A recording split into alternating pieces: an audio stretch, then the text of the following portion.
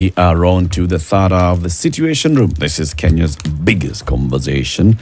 And it's a conversation that is reminding you about Nakuru.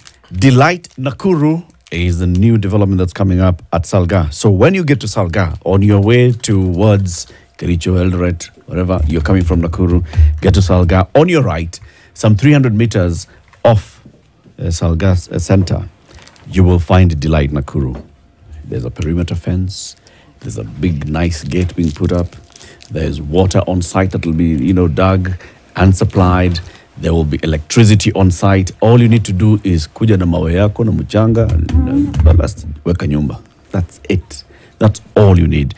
An eighth of a plot is going for 799,000 shillings. But because you're listening to Spice FM this morning, an eighth of a plot is going for 750,000 shillings for the first 50 people who are going to make a purchase. And their site visits are being organized every Wednesday and Saturday from Kencom in Nairobi, 7 a.m. From Nakuru West Side Mall, 8:30 a.m. to there. But you can also go at any time. All you need is SMS the word Nakuru to 20321. 20321. It's called Delight Nakuru. That's it. Delight Nakuru. Place to delight. Indeed. School fees. Another way that you can step up and shine, even when you're looking for a piece of land, is actually going out and buying a tin of the Kiwi new logo polish. And what you then have a chance to do is win school fees. Come January, the time is very short. How are we going to get around to this? You walk into a shop where the Kiwi is on sale, get a tin of that, and then you dial *459 *5#, and you input the code, which you'll find once you pop the lid. You win airtime or data instantly, and you get a chance to enter into a draw. 4 people every week are winning 35,000 shillings. This goes towards school fees. Kiwi school fees direct, because you bought a tin and you entered the draw. We pay school fees. We keep it moving. Yes. So, December 1st last year, the day before, Hustler Fund. Inside. Live. People were just doing *254#, *254#, *254#. Initial limits of 500. There were people who had a limit of 300. I'm still at 500 1 year down the road. But yes, it's okay. We'll talk about it. We'll talk about it. We'll see. We'll see. But it's a year down the road. And Hustler Fund, as the president was telling the State of the Nation in Parliament, has been borrowed by many people. And billions of shillings has gone out there. We want to find out. So what's the impact of this thing a year down the road? The acting CEO of the Hustler Fund is our guest this morning. Her name is Elizabeth Nkukuu. Good morning. Good morning. Welcome to Kenya's biggest conversation. Thank you. That's the hot seat of the Situation Room. Here you come in, unatuachia pesa ya Hustler. Otherwise. Tunamalisa wewe. Tuko sawa. But welcome you to the conversation. City has the day's proverb. Every week, City comes with proverbs from one African country. This week, he has decided it's the Republic of South Sudan. Southern. Okay. The Republic of? Southern Sudan. Okay. All right. You call it Muskia. that. Very good. Okay. The president is? His gentleman's name is Salva Kiir Mayardit. He's the chairman of the East African Community. Yes, he is. Now. Full. Yes. Right. Changing your mind is not being a liar. Changing your mind is not being a liar. Elizabeth, what's your interpretation of this proverb? Change is the only constant.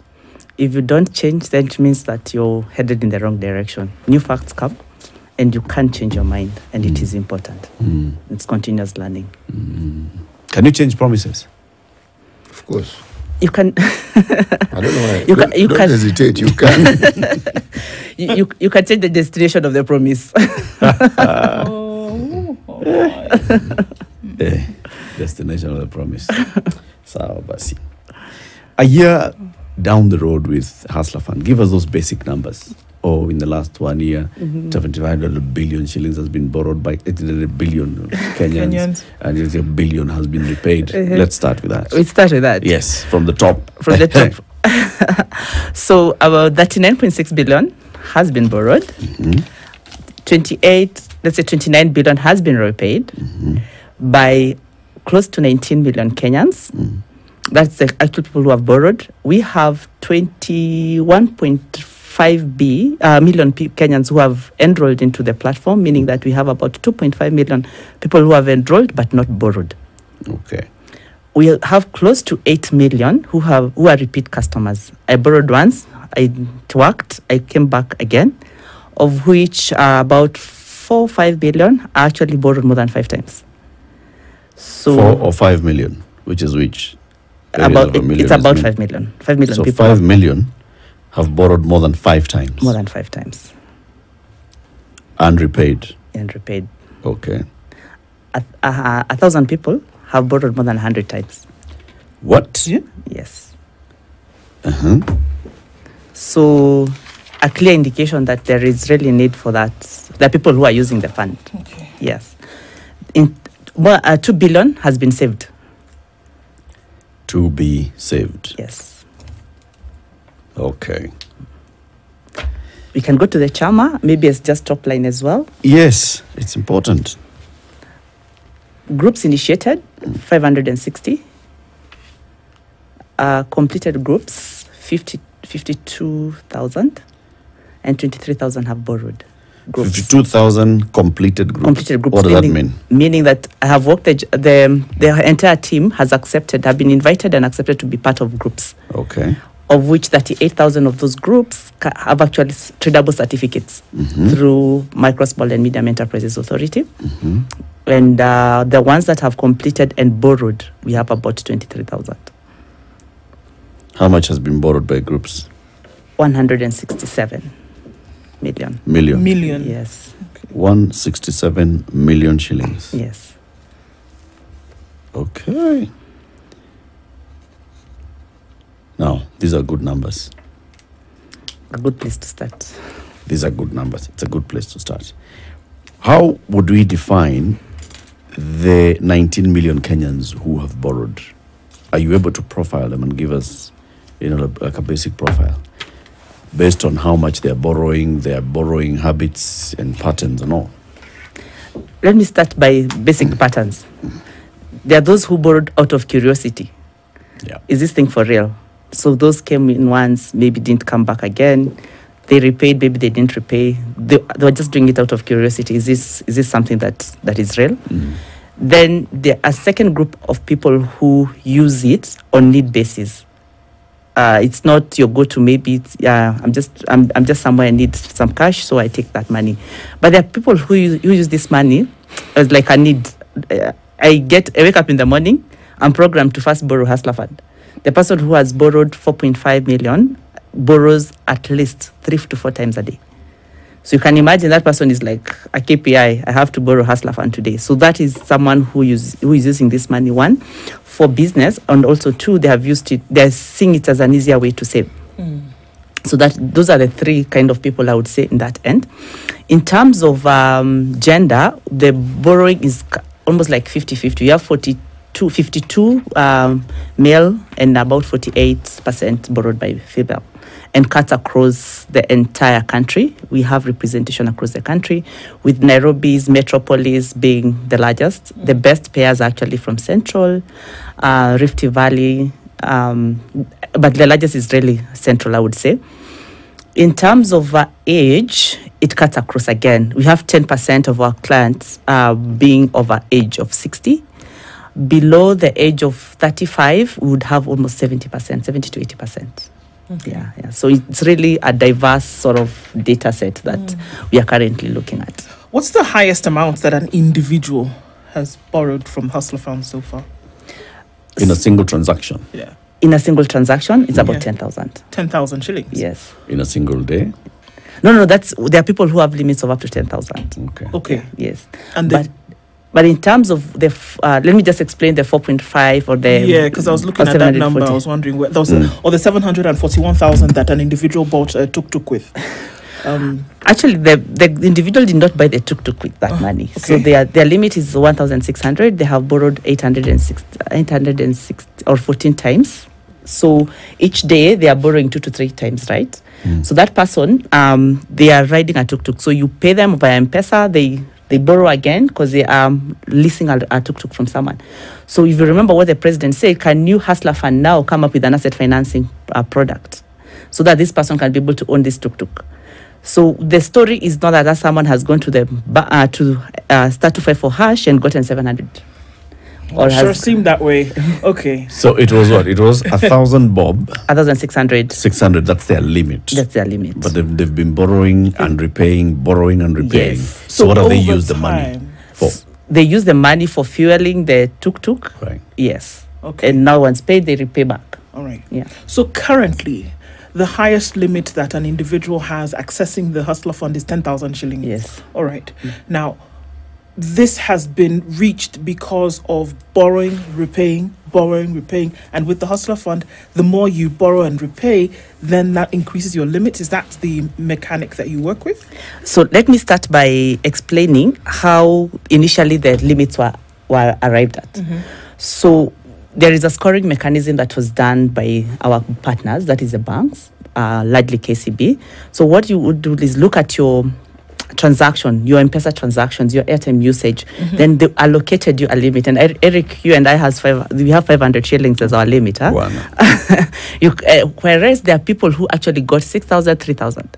So initially, in the month of February, there was an enhancement. So it's some people who borrowed and repaid within that period of time got an enhanced limit. We are now looking at enhanced limit for the second time. So the person who has who got a limit of 6,000, it means that their transactions on M-Pesa were actually higher and they really needed that money. So the scoring ended up allocating them that amount of okay. Yeah. Okay. So on M-Pesa or on Fuliza? On M-Pesa. Okay. On M-Pesa. Yeah. So what is going to happen going forward? Every 4 months, the limit will be enhanced, or will not. Let me not say enhanced. They'll be reviewed, because if, for example, you had a 10,000 limit or a 6,000 limit, you become a defaulter. Why would we continue giving you the same? So it will be a complete rescoring every 4 months. Yeah. Okay. And has it become an option for people to use in terms of quick access to easy credit, as opposed to the others that were existent before? Is it an option, or is it just something that people are still experiencing or experimenting with from what you've seen over time? I'll go to the data statistics that was released by CBK on financial access. About 45% of people who borrowed, individuals who borrowed during the time that they were doing the survey, actually borrowed from the hustler fund. So it's one of the options that people are going to. So from where I sit, looking at the top borrowers, maybe the 1 million, it's really an option for them. It's something that they go to every time they need money. And it's also something that they wake up thinking about, this is where I will get my money or my capital.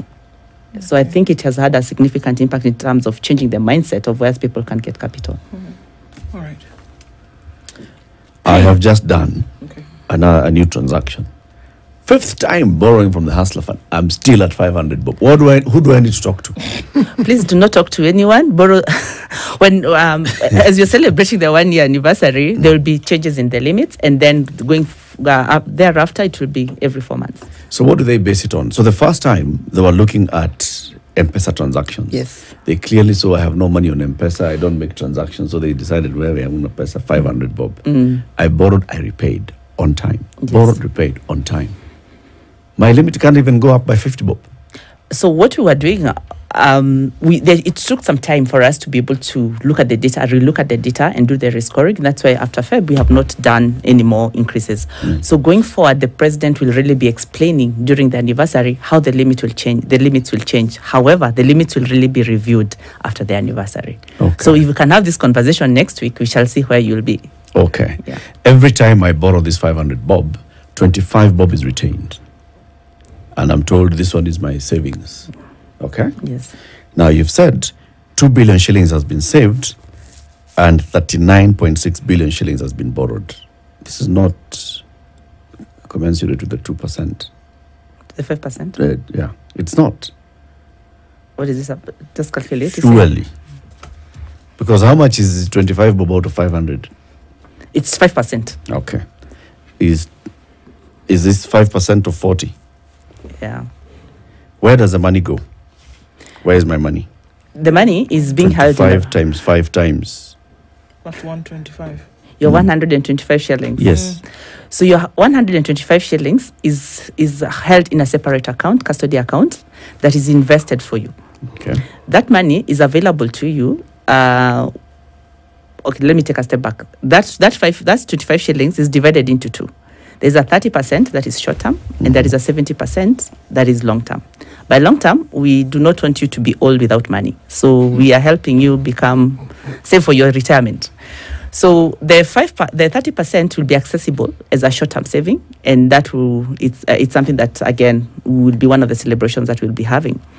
The 70% is going to be invested on your behalf, and you'll get a return closer to treasury bill rate.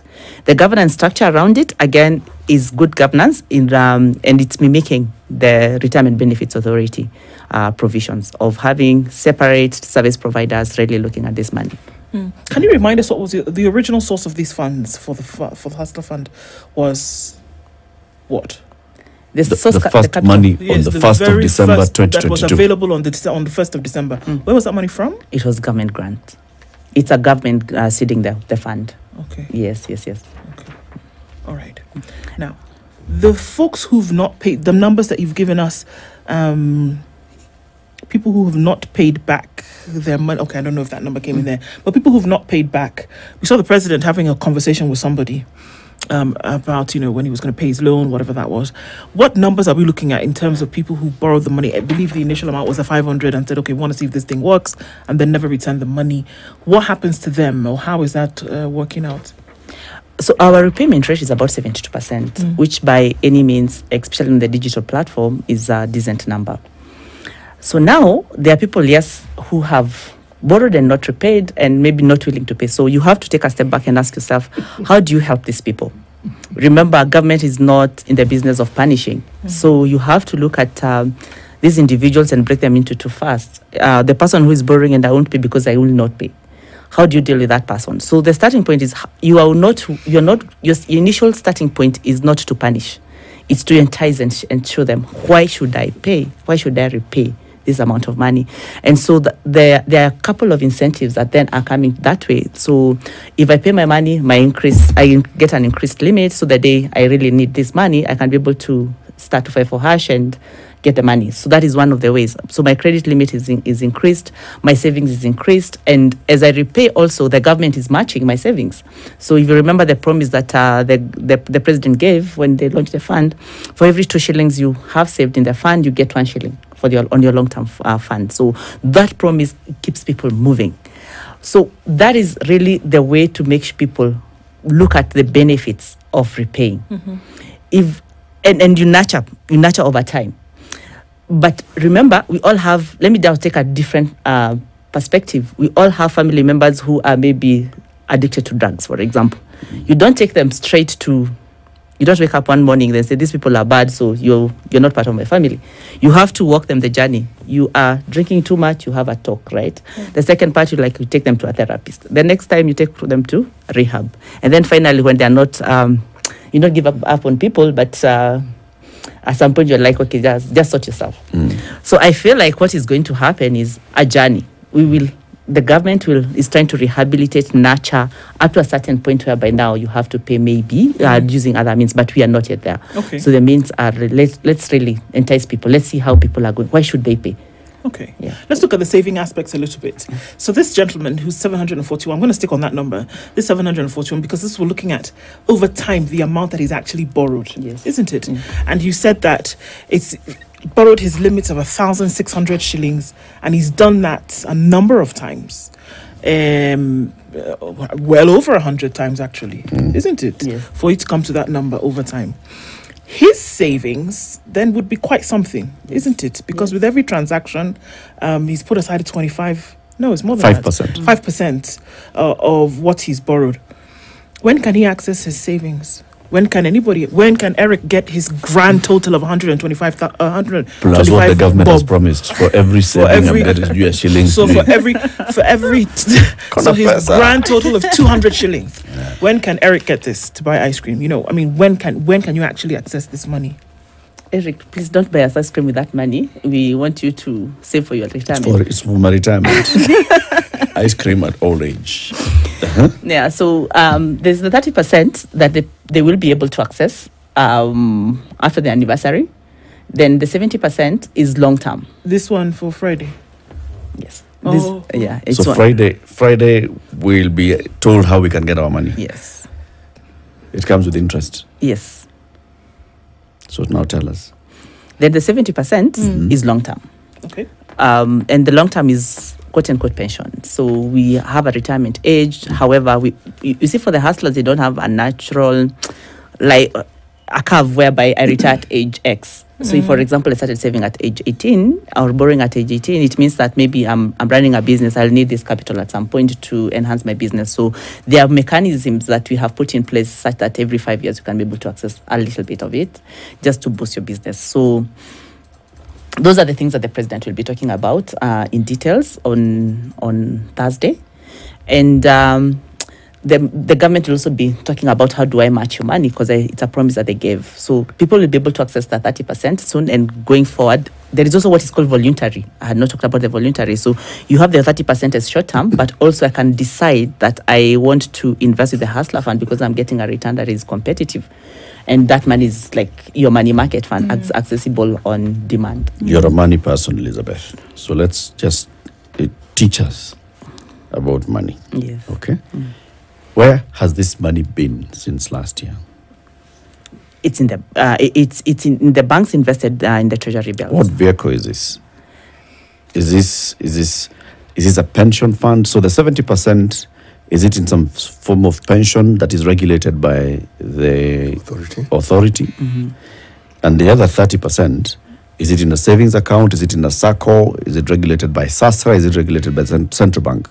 Give me the vehicles that are holding this.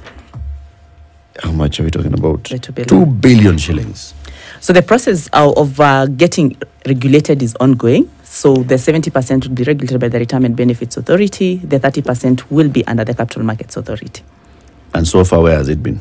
It is in the banking sector, in custody accounts. What is a custody account? Okay, so when you're investing, you have best practice demands that the money is not in a current account. Because if they're in a current account, then there are challenges that come with it. If the bank went under, then your money would go under. So what happens is the banks issued a different license, whereby if you look at the banks that have custodial accounts, you will not see other people's money on that balance sheet. So let's say, for example, KCB. KCB has custody. They have their main balance sheets, but at the same time, they have something that you don't see, whereby they charge a fee business. It's not part of their money. They can't report on it. It is your account as a nominee that you open an account with them. So they will trade and hold your money on your behalf, but not on their balance sheet. Where can you see your savings today? If you wanted to look at, I'm going to use 125, sorry. But it's my money. Let's yours, find out where exactly. I want to press something and see balance savings equals Kenya shillings 125. Where do you see that today? *254#. And you'll find it. Yes. There's one of those options. Check your savings and enter. That's what I'm saying. I know how much I have. Okay. Because I can check.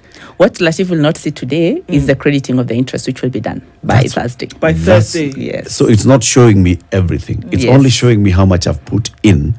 It's not showing me what's in my account. Yeah. It's a process. And in the regulations that were passed by Parliament, was the Hustler Fund given a free way and a free rein on where it places this money? No. When you take in my savings, where are you supposed to have taken my savings? Government securities. Okay. Is this money only in government securities? The 2 billion shillings? However, you need to... In fund management, let me just take a step back and deviate from credit. Yes. In fund management, there's what is called liquidity management. So you can, if I put money in a treasury bill and 100% of the portfolio in treasury bills, then Latif comes for his 125 shillings, then I am in a credit crisis, a cash liquidity crisis. So you have to do portfolio management and do like 10-20% of your money has to be in liquid cash. So that when you come for your money, I'm not telling you a story. So that's so you'll have money in treasury bills, but also for liquidity management, you'll have 10-20% in liquid deposits and cash. Let's take a break. This conversation continues shortly. Elizabeth Nkukuu is the acting CEO of the Hustler Fund. She's our guest today. Hustler Fund is about to celebrate 1 year since it was first rolled out on the 30th of December last year. Where is that money? 39.6 billion shillings has been borrowed, 29 billion shillings has been repaid, 19 million Kenyans who have been borrowing from the Hustler Fund, and there's 1,000 people who have borrowed more than 100 times from the Hustler Fund in that 1 year. It's a lot of money. 2 billion shillings saved. For the people who have borrowed, they have saved 2 billion shillings. This is because they borrowed, it was deducted, and they were told to pay the full amount. Now they're looking for their 2B. Want to know where it is. Good morning, we'll be back shortly.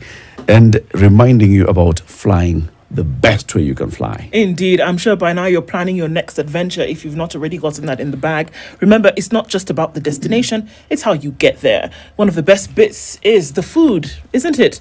So wouldn't it be great if you could get a taste of your destination before you arrive? On Emirates, you can dine on gourmet meals inspired by regional cuisine.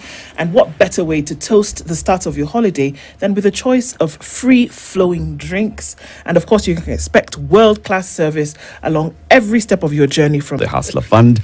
A year down the road, we're finding out what's the impact. So when the then deputy president was campaigning on the road, he said, na tutaweka bilioni 50, na tutaweka mpango ya kusaidia hawa mahasla, jamaa mama mboga, jamaa ya boda boda, mtu ya kinyozi, waweze kupata pesa ya kufanya biashara.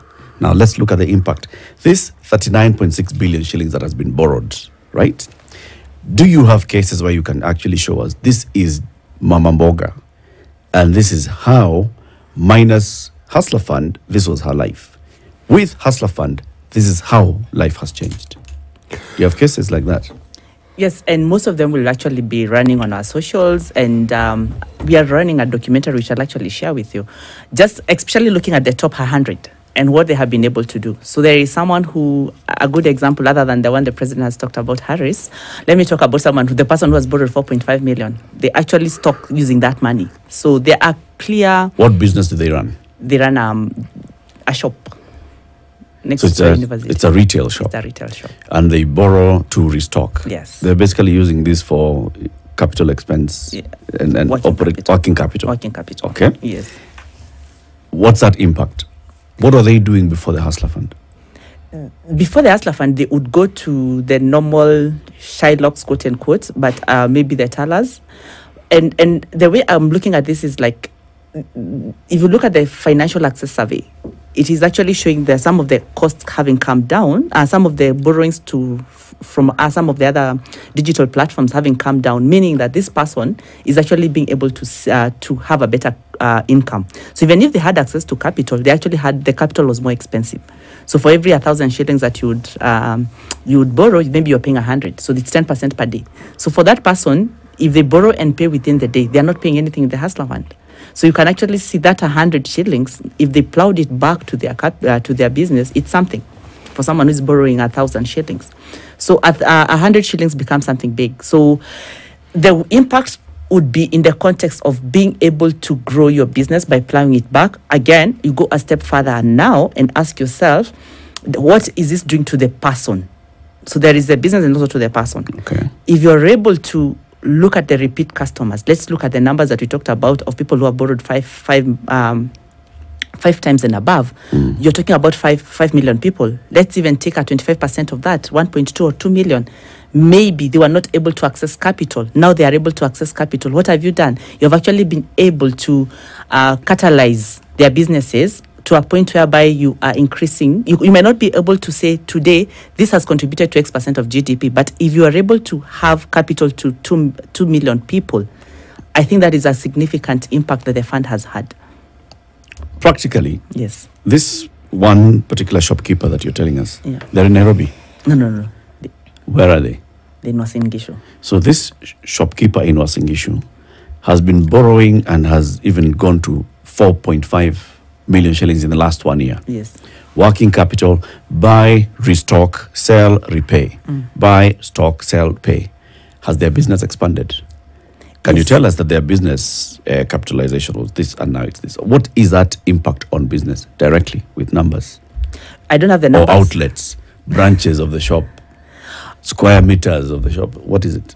We haven't carried that analysis to say that this is how it has expanded, just because also one of the things that we realize, the people that we are targeting, the numbers are not that corporate, whereby we are saying this is how my turnover has increased, like that, but you can actually see maybe the quality of the stock that they have put into the business. And remember also, even if you look at this amount of money they are borrowing on a day-to-day basis, it's not like they're going to get like 10 or 20,000 all at once. However, with the access now, that is going to be a significant game changer, because this person was able to was maybe accessing 1,000. Let's even say they were accessing 6,000 for argument's sake. Now they are able to access on one day more than 50,000 from their savings. So you can imagine what that will do to their business or even to their life. So if you look at this fund, not only are you looking at the credit side, you're also looking at what is the saving going to do for them. So this particular person has saved 225,000 shillings. They are going to be able to access 30% of that. So you can imagine what that means for them. At a go. You see, the benefit I see from this, the way it's structured, it forces one to have fiduciary discipline. And within that discipline, that's where you realize the benefits. You borrow, you pay within a day, no interest, isn't it? Yes. So it's what Kenyans call free money, though there's nothing of that sort, okay? But if you keep this up and a portion of it is still saved, so you're getting to do your business, you're getting to repay it, you're getting to save. It's if you look at just the thinking behind it, it is a good thing. And maybe just to continue on that note, as at the celebration, people will have access. If you are in good standing, the economy will get 700 million that they can access. 30% of the 2 billion. Yeah. Okay. That's something, even in terms of circulation of money. Okay. Why is there a celebration for this? Why is there a celebration? Why is there a celebration? Because there's so much to celebrate about and recommunicate the vision. Because you see, there has been also a lot of maybe news about how is the fund doing. I think telling the success stories is important, and for people to actually see that, you know what, this noble idea, this is what it has been able to do.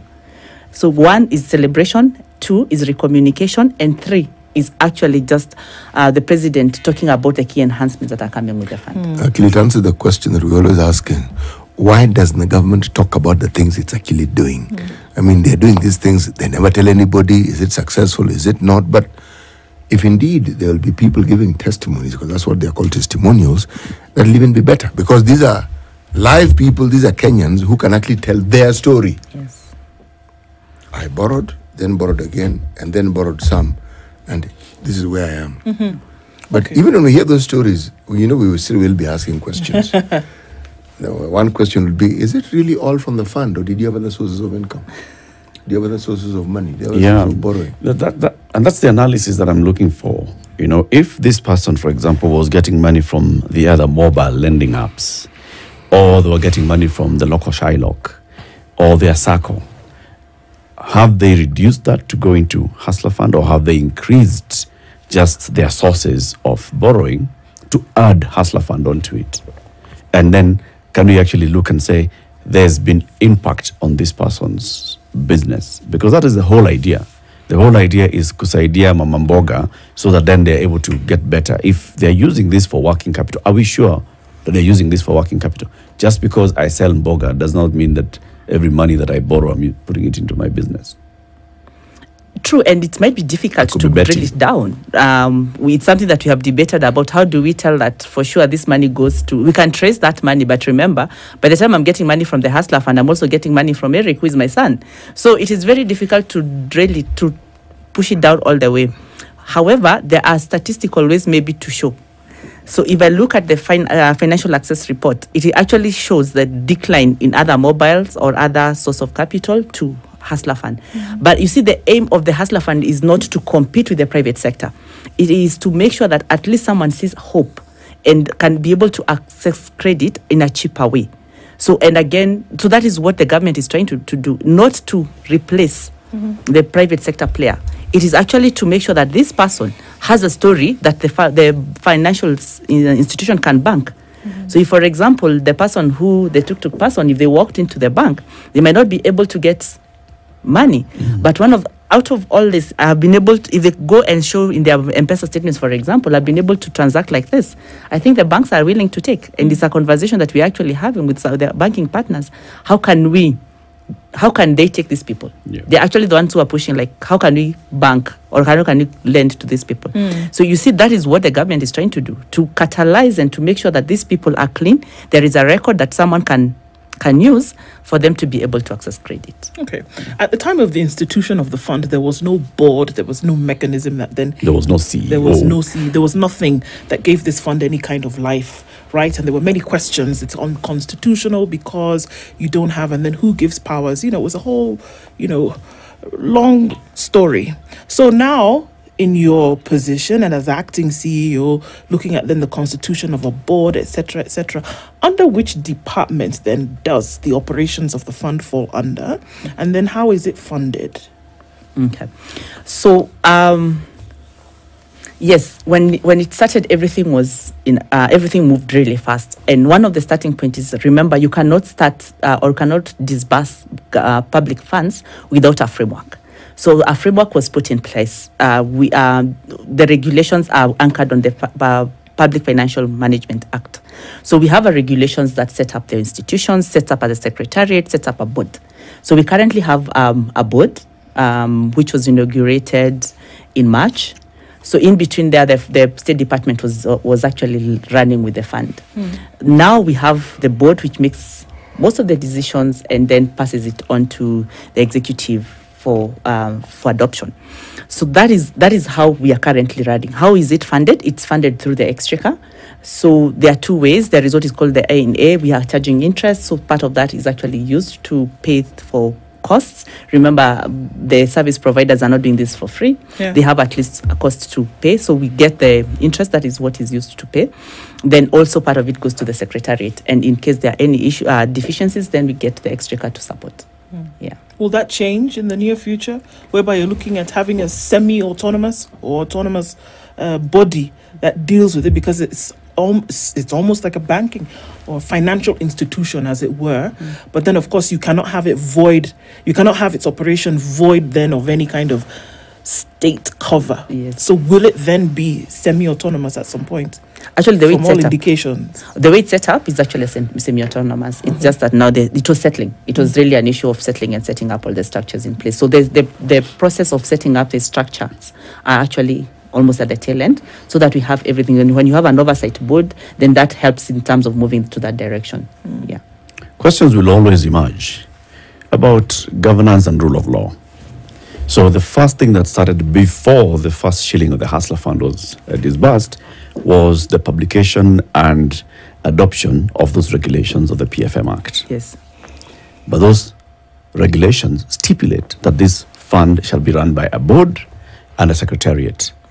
3 months they ran without a board. We have an acting CEO 1 year down the road. Okay?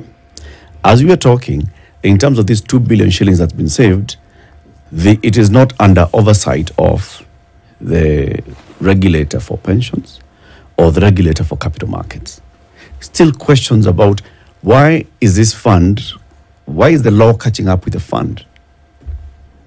Why can't the law function, the fund function within the law? I think if you remember, Eric, everything is a journey.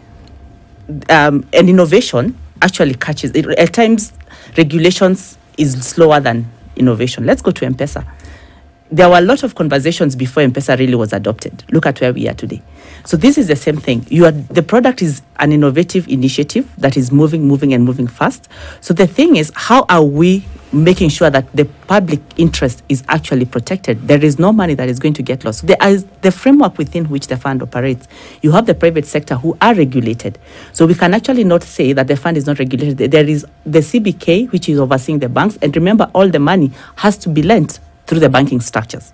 So it is not a fund lending. We have to lend it through the right regulations. If you look at the investments today, again, it is within the purview of CBK and the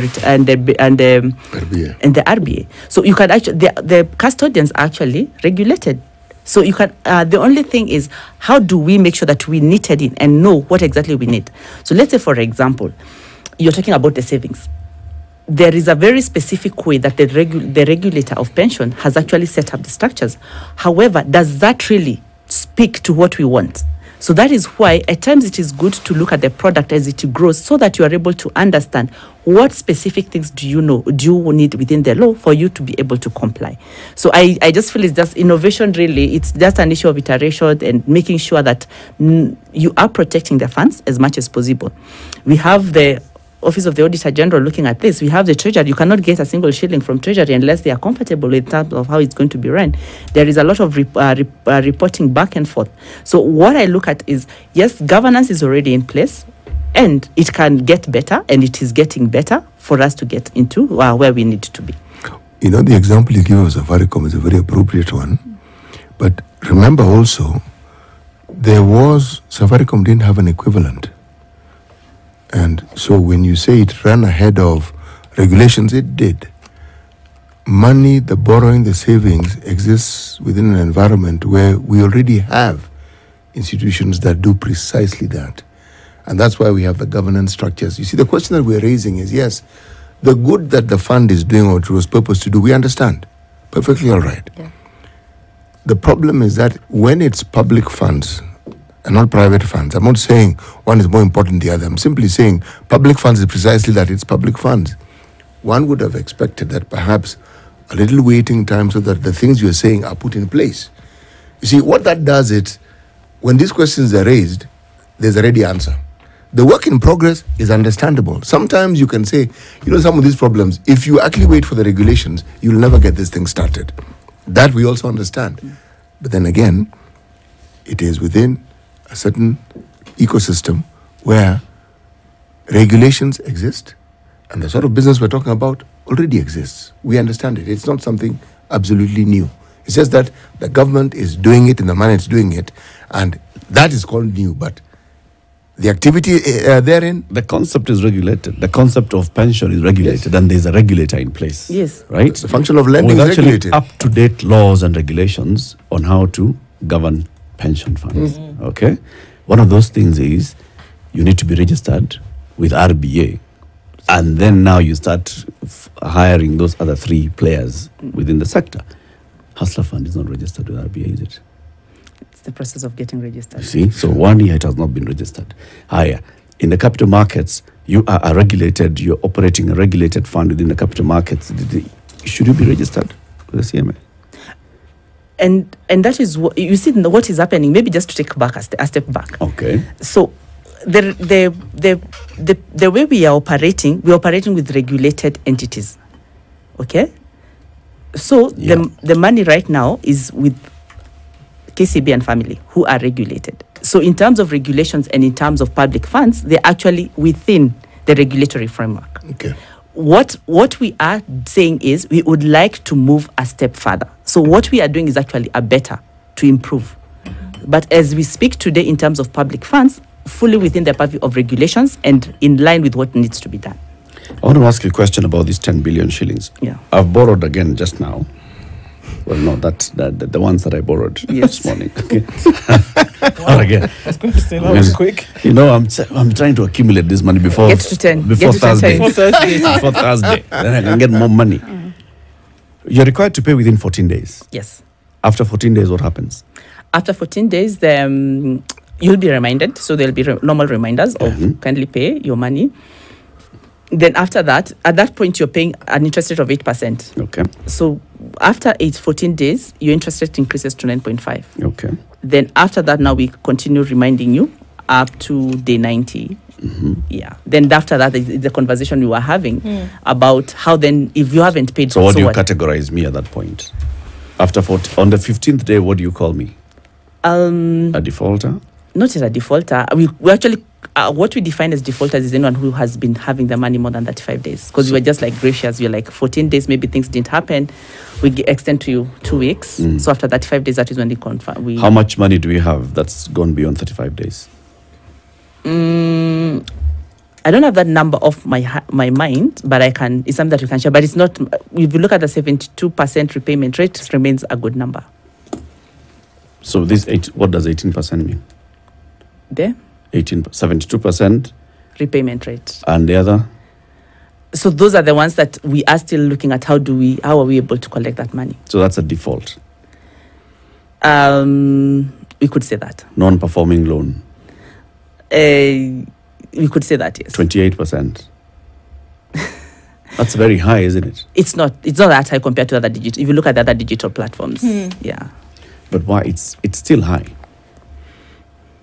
We're talking of over a quarter of the 40 billion shillings that's been borrowed is laying somewhere where you're not sure whether this person will ever repay, you're not sure what to do with them, you're not sure this and the other. It's plus 10 billion shillings of public funds that are out there with people that you've lent that you don't know what to do with. No, let me take a step back. You see that 39 billion, the money that has been put into the fund is 12 billion. Okay. It's 12 billion. So you're talking about maybe 2 billion or so, okay, thereabouts. And I don't think we can say at this point that we don't know what to do with them. What we are saying is, let's first nudge them. And the nudging is, let's show you what is it that you can do to repay. And the way we are doing that is making sure that we are showing you why are others paying and what have they been able to do with this.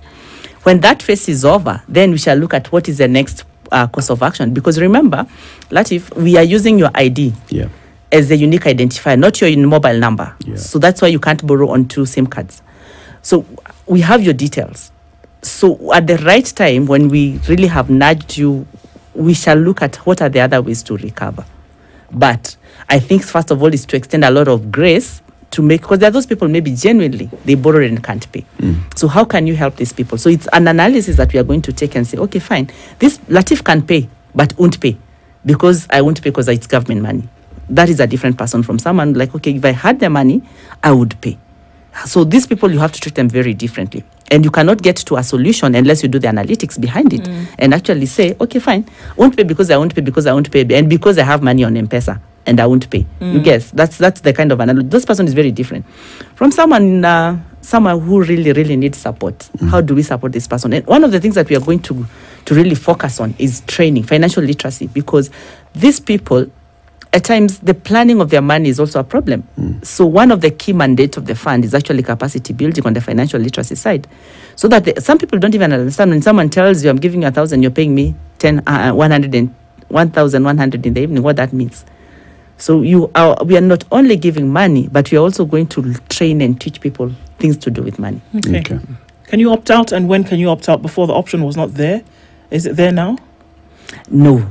You can't opt out? Not yet. Not yet. No, what is to opt out?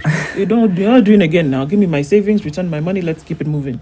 You'll only get access to what, 30%? Yeah. Okay. So you'll remain in the fund because you have your money. The rest of the money must stay. Must stay for now until you're 60.